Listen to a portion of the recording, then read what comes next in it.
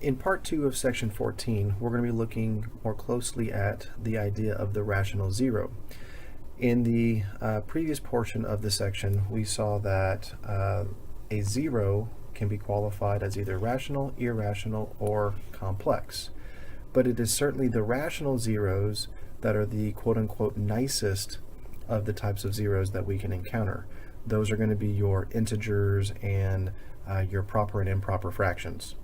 So there has been a great deal of effort put into finding the rational zeros, because that will help initiate the factoring process when we talk about the factor theorem. So before we get to that application of the factor theorem, let's talk about this thing called the rational zeros theorem. So theorem 14.2 says that if f is a polynomial function and the equation for said polynomial function has to look like this. Now this is the exact same equation that we were talking about at the beginning of section 13 when we originally defined what a polynomial function equation had to look like. But when we talked about the definition for a polynomial, we had I don't want to say a restriction, but it was just a requirement that all of your coefficients, your an minus 1, an, a0, and of course all the ones in between, those all had to be real numbers by definition. And that's still true. In order for a function to be a polynomial function, it has to take on this format and all the coefficients have to be real. But for the rational zero theorem, we have a little bit of a restriction on that. We are not going to allow just any real number to be there. We want the coefficients to have to be integers. So if your coefficients are integers, and of course the lead coefficient can't be 0, that's part of the polynomial definition. And then there's this other restriction that says the constant also cannot be 0.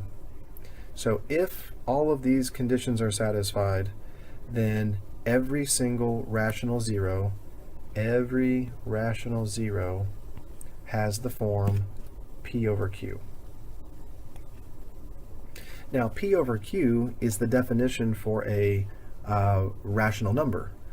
A rational number has to be written as a ratio, and it has to be a ratio of two integers. So you'll notice that it says where P and Q are integers.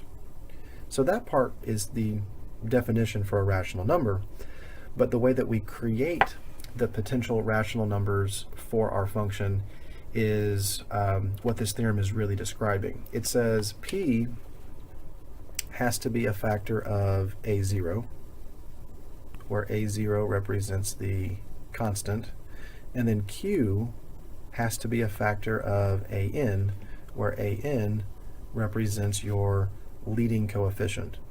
In section 13, we talked about the constant and the leading coefficient and the degree and all those vocabulary. So we're coming back and using those again here in theorem 14.2. So I'd like to look at example 14.4 so you can see really how this theorem ends up applying to a specific example. So here it says, use the given equation and the rational zero theorem to make a list of all possible rational zeros of f. So we're not saying that everything that we're going to write down is actually going to be a zero, but if a rational zero does exist, it's going to come from this list. And so it's going to create this short list of possible answers that could be there. So when I look at this first equation, we have f of x equals x cubed plus 3x squared minus 6x minus 8. I'm going to first identify the constant, which is going to be negative 8. And I want to make a list called my p-list, and my p-list is going to be a list of all of the different factors that are going to go with negative 8. So over here off to the side, I'm going to make a little section for some scratch work so we can think about what the different factors are going to be for negative 8.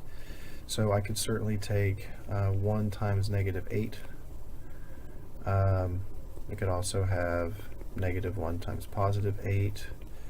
We could have 2 times -4, or we could even have -2 times +4.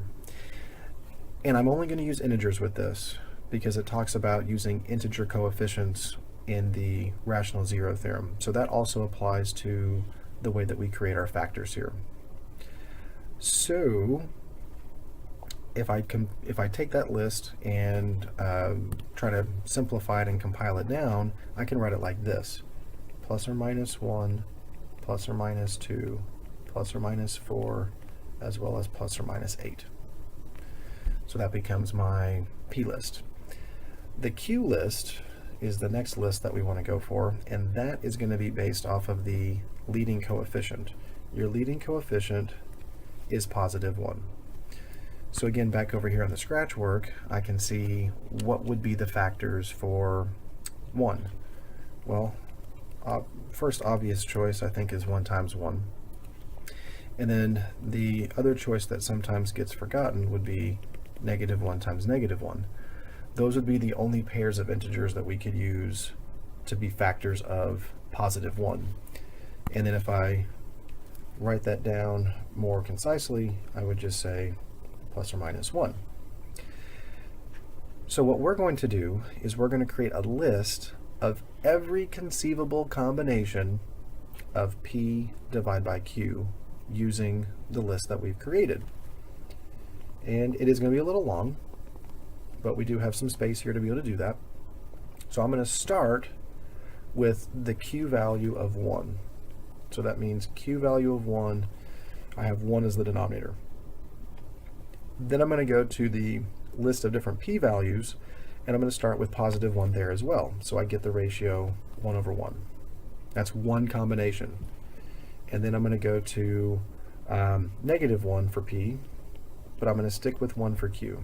In fact, I'm going to stick with 1 for Q for a while, and I'm going to pair up every conceivable value for P with a Q value of 1. So I have 2/1, -2/1. Next we'll have 4/1, -4/1, 8/1, and -8/1. So that would be every combination that I could make of P and Q if Q is just 1. But Q could also be -1. So let's do this again, just continuing on. We'd have 1/-1, -1/-1, 2/-1, -2/-1, 4/-1, -4/-1, 8/-1, and -8/-1. And this would be every possible combination that's out there. But there is a better way to represent this. For starters, since everything has a division by 1 or division by -1, they can all be reduced to an integer, whether it's a positive or negative integer. And there's also some redundancies here. So for example, 1/1 and -1/-1, those are both going to give me the exact same thing. Those are both going to give me 1. So I really don't need to have that listed twice. And if I look at -1/1 and 1/-1, those are both going to give me the same thing as well. Those are both going to give me -1. So I'm going to list plus or minus here next to 1 to represent both of those possibilities. That same technique is going to work for 2 and -2, 4 and -4, and 8 and -8. So I can just list this ±1, ±2, ±4, and ±8. And that becomes the list of possible rational zeros by the rational zero theorem.